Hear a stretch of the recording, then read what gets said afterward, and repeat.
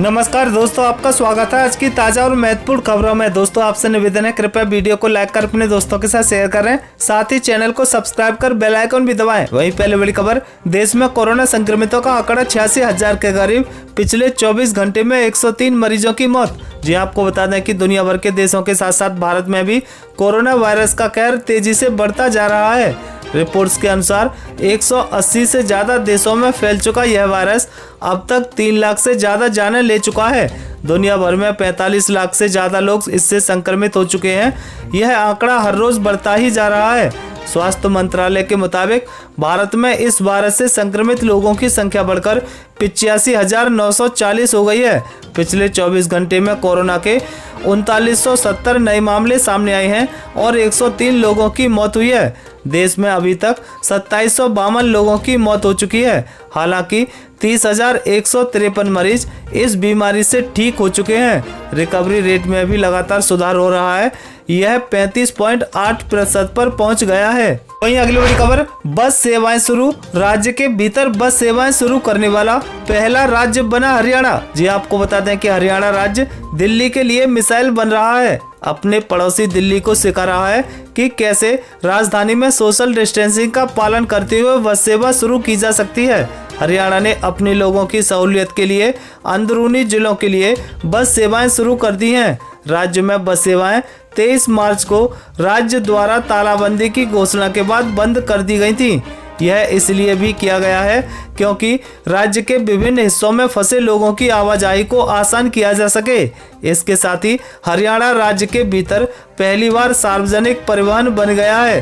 राज्य के डीजीपी मनोज यादव ने एनडीटीवी को बताया है कि हम बहुत से लोगों को दूसरे राज्यों में भेज रहे थे, तब हमें महसूस हुआ कि हमारे कई लोग विभिन्न जिलों में फंसे हुए हैं। उनके अनुसार यह पॉइंट टू पॉइंट सर्विस थी। वहीं अगली बड़ी खबर, लॉकडाउन 4 से पहले पंजाब, कर्नाटक और गोवा ने बड़ी छूट देने का किया ऐलान। जी आपको बता दें कि लॉकडाउन 3 खत्म होने में मात्र कुछ घंटों का समय बाकी है।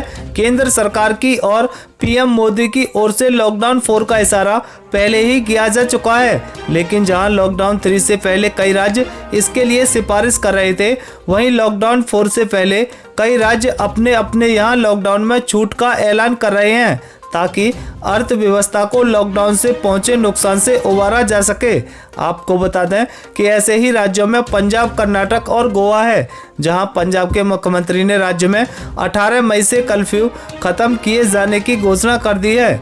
वहीं कर्नाटक के मंत्री ने वहां पर्याप्त सुरक्षा उपायों के साथ उद्योगों को शुरू करने का निर्देश दिया है। वहीं अगली बड़ी खबर, ऑनलाइन हुई देश की 1000 मंडियां, वन नेशन वन मार्केट से किसानों को मिलेगा ये फायदा। जी आपको बता दें कि मोदी सरकार ने अपने एक बड़े लक्ष्य को पूरा करते हुए अब देश की 1000 मंडियों को राष्ट्रीय कृषि बाजार ई नाम प्लेटफॉर्म से जोड़ दिया है। सरकार ने कृषि मार्केटिंग को मजबूत करने के लिए 38 और नई मंडियों को ई नाम प्लेटफॉर्म के साथ मिला दिया है।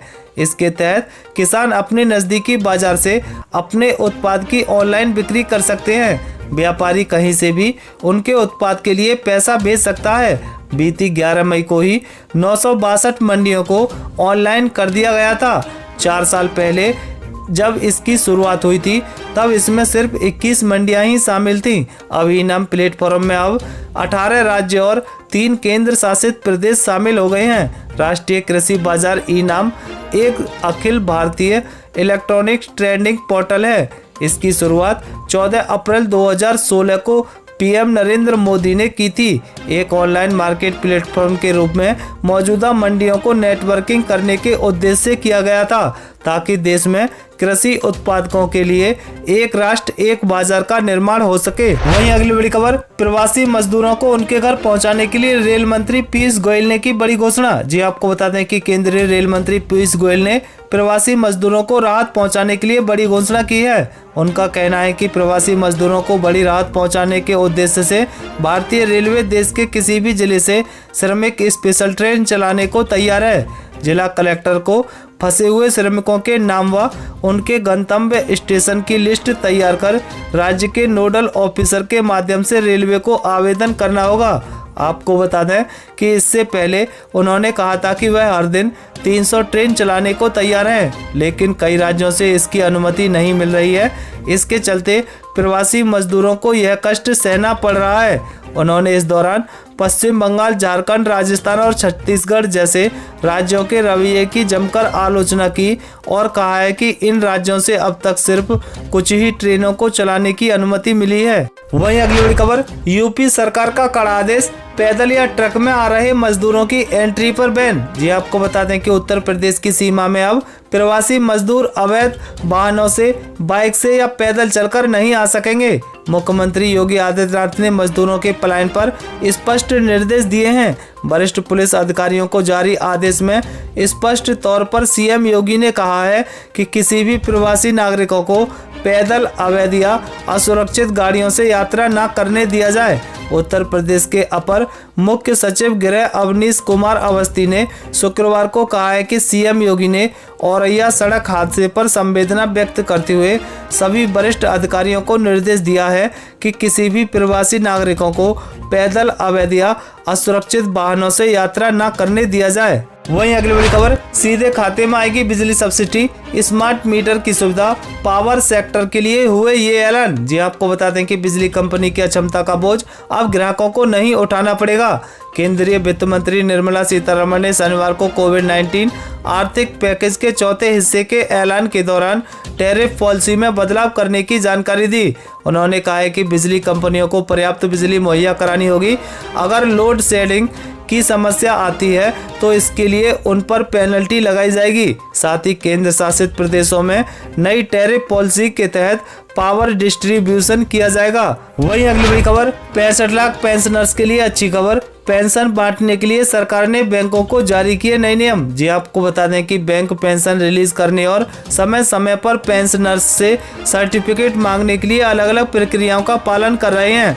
इसको देखते हुए कार्मिक मंत्रालय ने पेंशन वितरण करने वाली बैंकों के चेयरमैन और प्रबंधन निर्देशकों CMDS को एकीकृत दिशा निर्देश जारी किया है। इसका लक्ष्य central pension processing centre CPPC बैंकों की शाखाओं को अद्यतन नियमों और दिशा निर्देशों के बारे में अवगत कराना है। कार्मिक मंत्रालय ने यह जानकारी दी है कि कार्मिक मंत्रालय के तहत काम करने वाले पेंशन और पेंशनर्स कल्याण विभाग को प्राप्त शिकायतों के विश्लेषण के आधार पर यह कदम उठाया गया है। वहीं अगली बड़ी खबर, रामविलास पासवान बोले प्रवासी मजदूरों के बनाए जाएंगे राशन कार्ड, दिया जा रहा है मुफ्त में अनाज। जी आपको बता दें कि कोविड-19 के दौर में 2 जून की रोटी के लिए हलकान प्रवासी मजदूरों को फिलहाल अगले 2 महीने तक केंद्र सरकार मुफ्त राशन मुहैया करा रही है, लेकिन उनके लिए स्थायी राशन कार्ड बनाए जाने पर भी विचार कर रही है। केंद्रीय उपभोक्ता मामले व खाद्य मंत्री रामविलास पासवान ने प्रवासी मजदूरों को ध्यान में रखकर शुरू की गई one nation one ration card योजना पर अमल के बारे में भी विस्तार से पत्रकार से बातचीत की। आपको बता दें कि one nation one ration card योजना के सभी राज्यों में लागू हो जाने से प्रवासी मजदूर किसी भी दूसरे राज्य में अपने हिस्से का अनाज आसानी से उठा सकेंगे। पासवान ने एक सवाल के जवाब में बताया है कि पलायन कर रहे प्रवासी मजदूरों को मई और जून में 5-5 किलो अनाज के साथ 1 किलो दाल देने का प्रावधान किया गया है। पासवान ने जोर देकर कहा है कि अन्न की कमी से किसी भी गरीब की रसोई सूनी नहीं रहेगी। सरकार इसके लिए प्रतिबद्ध है। वहीं अगली बड़ी खबर, फेसबुक मैसेंजर रूम हुआ लाइव, अब एक साथ करें 50 लोगों के साथ वीडियो कॉलिंग। जी आपको बता दें कि फेसबुक ने मैसेंजर रूम्स फीचर को लाइव कर दिया है। अब कोई भी फेसबुक मैसेंजर एक साथ 50 लोगों के साथ वीडियो कॉन्फ्रेंसिंग कर सकता है। हालांकि फेसबुक ने मैसेंजर में इस फीचर को पिछले महीने ही लॉन्च किया था, लेकिन अब इसे सभी के लिए उपलब्ध करा दिया गया है। खास बात यह है कि मैसेंजर रूम वीडियो कॉलिंग में कोई भी सिर्फ एक इनवाइट लिंक के जरिए शामिल हो सकता है, भले ही फेसबुक ना इस्तेमाल करता हो।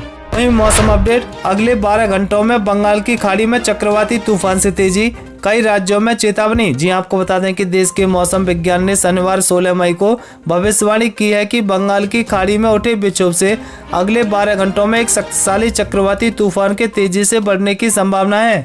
भारत के क्षेत्रीय विशिष्ट मौसम विज्ञान केंद्र के वैज्ञानिक आनंद दास के मुताबिक अगले 24 घंटों में यह एक गंभीर चक्रवाती तूफान अम्फान में बदल जाएगा।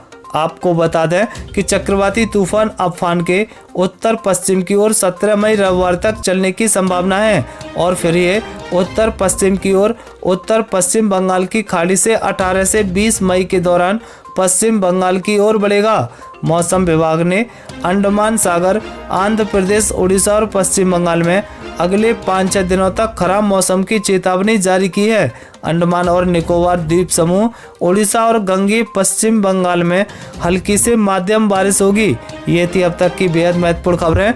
दोस्तों, वीडियो को लाइक कर अपने दोस्तों के साथ शेयर करें, साथ ही चैनल को सब्सक्राइब कर बेल आइकन भी दबाएं। वहीं जल्द मिलते हैं अगले अपडेट के साथ। तब तक के लिए जय हिंद, जय भारत।